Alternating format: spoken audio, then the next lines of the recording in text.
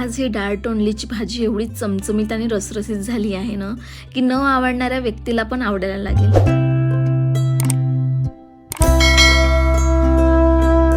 नमस्कार, मी Ashu. I am Ashu cooking चॅनलवर तुमचं सर्वांचं स्वागत करते। आज आपण बघणार आहोत तोंडलीची भाजी।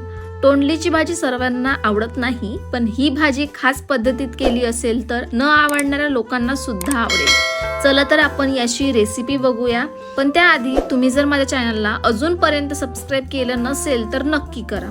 सर्वात आधी मी इथे 1 पाव तोंडली घेतलेली आहे। आपण याला आता चिरून घेऊया। तोंडलीच्या मागच्या आणि पुढच्या भागाची मुठी कापून घ्यायची आहे आणि त्यानंतर तोंडलीला उभं अर्ध चिरायचं आहे आणि क्रॉस मध्ये दुसऱ्या भागातून अर्ध चिरायचं आहे। आपण तोंडलीला पूर्णतः कापून घेणार नाही आहोत, आपण सगळी तोंडली करणार आहोत। तोंडलीच्या अंदर छान असं मसाला गेला पाहिजे आणि छान असं शिजलं पाहिजे, या कारणाने मी तोंडली अशा चिरत आहे। तुम्ही तोंडली घेताना अशा छोट्या आणि बारीक घ्यायच्या आहे।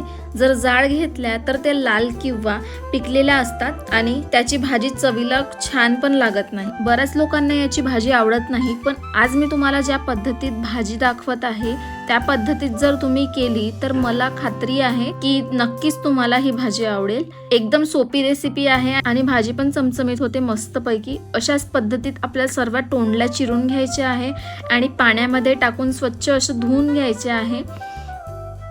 त्यानंतर मी इथे 1 वाटी चना डाळ घेतलेली आहे। मी इथे आधीच 5 तास भिजत घातलेली होती। त्यानंतर मी इथे कढई गरम करून घेतलेली आहे। आपल्याला कढईमध्ये 1 वाटी तेल घ्यायचं आहे। तुम्ही तुमच्या आवडीनुसार तेल घालू शकता। तेल छान गरम होऊ द्यायचं आहे। तेल छान गरम झालं की त्यात आपल्याला सर्वप्रथम घालायचं आहे जिरे। जिरे चटकले की त्यात आपल्याला घालायचे आहे 3 मध्यम आकाराचे कांदे बारीक चिरलेले। कांदा आपल्याला छान असं 3 ते 4 मिनिटं परतून घ्यायचा आहे मंद आचेवरती।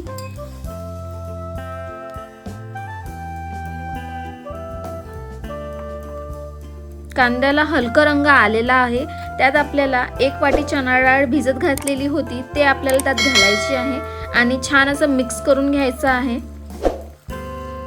त्यानंतर त्यात आपल्याला सर्व तोंडली घालायची आहे आणि छान असं मिक्स करून घ्यायचं आहे। आता त्यावर झाकण झाकून 10 मिनिटं मंद आचेवर छान असं शिजवून घ्यायचं आहे। झाकण उघडून बघूया, मस्त अशी तोंडली छान मसाल्यात फ्राय झालेली आहे।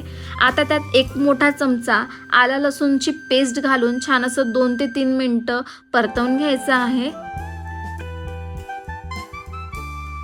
आलं लसूण छान असं परतून झालेलं आहे। आता त्यात घालायचं आहे आपल्याला 1 मोठा चमचा लाल तिखट।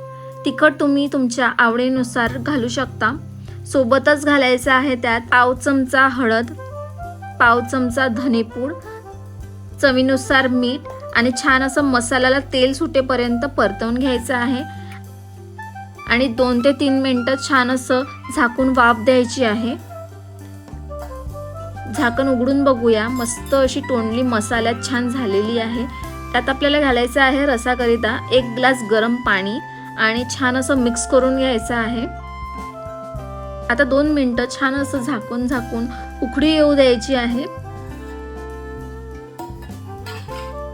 तुम्ही बघू शकता तोंडली छान अशी शिजलेली आहे। आता त्यात आपल्याला अर्धा चमचा सावजी काढा मसाला घालायचा आहे आणि सोबतच घालायची आहे कोथिंबीर आणि छान असं मिक्स करून घ्यायचं आहे। मस्त अशी चमचमीत झालेली आहे ही भाजी आणि रंग पण मस्त आलेला आहे। या पद्धतीत तुम्ही जर केली नसेल तर नक्कीच करून बघा। अशाच खास पद्धतीत आज आपण चमचमीत झणझणीत डाळ तोंडलीची भाजी केलेली आहे। आजची ही रेसिपी आवडली असेल तर माझ्या चॅनलला लाईक, सबस्क्राईब आणि जास्तीत जास्त शेअर करायला विसरू नका। पुन्हा भेटूया अशा साध्या सोप्या रेसिपी घेऊन। तोपर्यंत थँक्यू।